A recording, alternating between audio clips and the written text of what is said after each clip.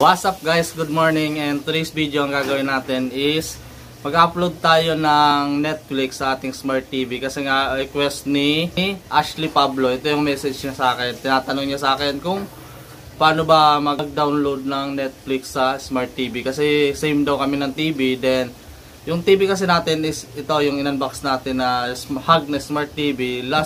Past 1 year na siya, then working pa siya until now.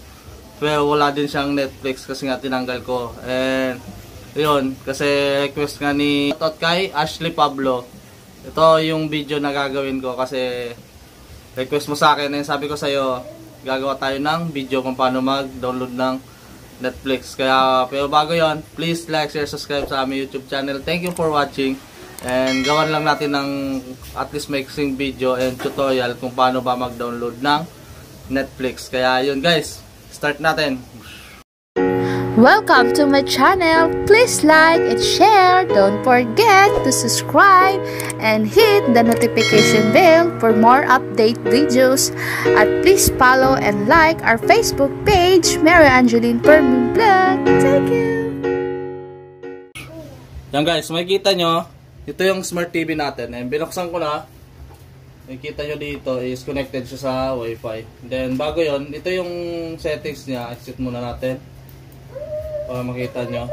Sa TV muna natin siya. Pag inon siya is TV. Tapos wala lang kasi siyang ano, ito palang issue nito is yung remote niya kasi nga nasiya.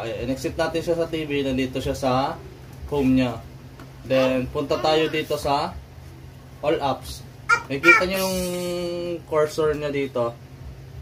Yan. Dito tayo sa all apps. Yan. Narinig nyo si Bibiliit. Nandyan. Then dito tayo guys sa settings. Wi-Fi. Kinonect natin siya sa Wi-Fi. Connected siya sa Wi-Fi. Then check natin yung sa About TV. Kung anong version niya. Yan. Makikita nyo dito yung version niya is 4.4.4. Napakababa ng version na Smart TV nito kasi almost 1 year na to. And simula nung nakuha to is hindi pa to na-update kahit isang beses. Kaya ngayon, ang goal lang natin, in-exit muna natin. Ang goal ko lang dito is mag-download tayo ng Netflix. Kasi pwede kayo mag-download dito sa Play Store. And dito na lang tayo mag-download sa... Sundan nyo lang tong cursor to. Yan guys, kasi yung gamit ko is mouse, pwede rin kayo gumamit ng remote nyo. Punta tayo dito sa my apps. Yan. Makikita nyo dito sa my apps and slide nyo lang, makikita nyo. Or dito sa my home. Pwede din dito sa my home, then pwede din sa my apps. Sa my home na lang tayo. Punta tayo dito sa my home. Makikita nyo to, yung settings nyo sa TV. And punta tayo dito sa application market. Kasi ito kasi application market is ito yung build na application na I think 100% or 90%, 80% na magagana yung apps sa TV na to. Kaya dito tayo magbubukas. Ito yung Aptitude TV. And humingi siya ng update. Then di naman kailangan talaga, hindi ko naman lagi siya ginagamit kaya di ko na siya i-update. It depend on nyo kung i-update nyo siya or hindi. So sa akin, hindi ko muna siya i-update. Then, search lang tayo. Then, search tayo ng kailangan natin Netflix. Ayan, may lumabas na siya, Netflix. Ayan. Kasi makikita nyo dito, may Netflix, Netflix VR, Guide for Netflix. Ang kukunin lang natin is itong 3.8 na Netflix kasi mababa naman yung version ng TV natin. Then, double click nyo lang siya.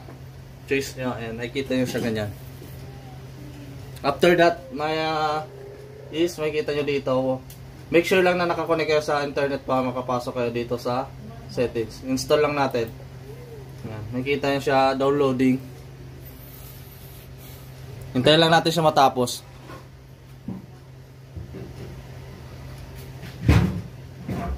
Yan. And after na, install lang natin.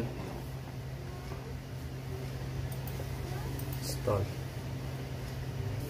Then, hintayin din natin siya hanggang ma-install.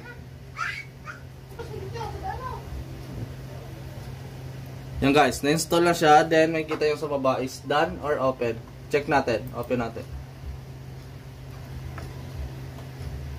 Yan. Guys, nakita nyo nag-load na yung Netflix niya. And wait lang natin siyang mag-open. Pero kami kasi guys is wala kaming Netflix account. Hindi kami na-Netflix dito kasi si baby lang naman nga gumagamit nung TV.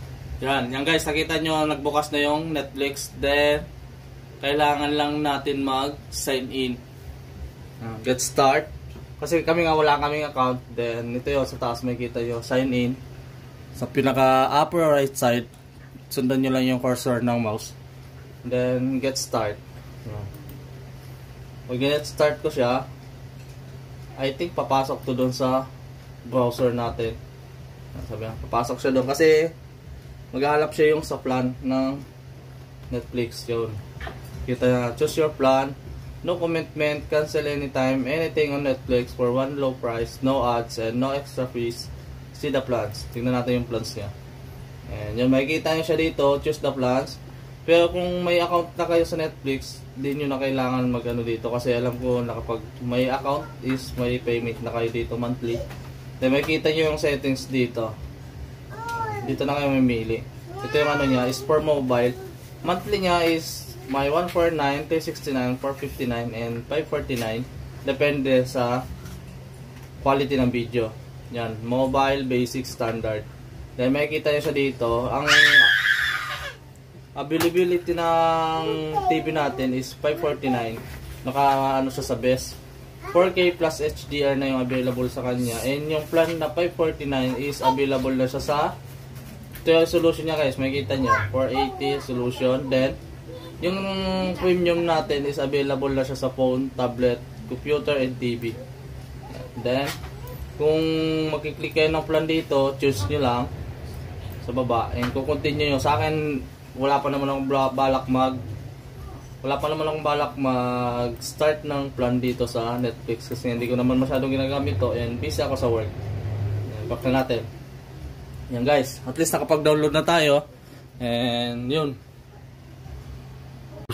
Yung guys, nakapag-upload na tayo ng Netflix sa Smart TV natin. Then shoutout kay Ashley Pablo. And kung nanonood ka Ashley Pablo, ito yung tinatanong mo sa akin kung paano ba mag-download ng Netflix. Sana nakatulong sa iba and sa mga nagtatanong kung may Netflix ba to or pwede ba to sa Netflix, pwede po and nakapag-install tayo. And dito lang sa akin, ang difference lang is hindi tayo nakapag-login sa Netflix and wala akong account. Kaya yung guys, please like, share, subscribe sa aming YouTube channel. Thank you for watching and comment na lang sa ibang nagpapagawa ng video sa akin dun sa mga suggestion nyo. And yung kay sa thank you for comment and watch.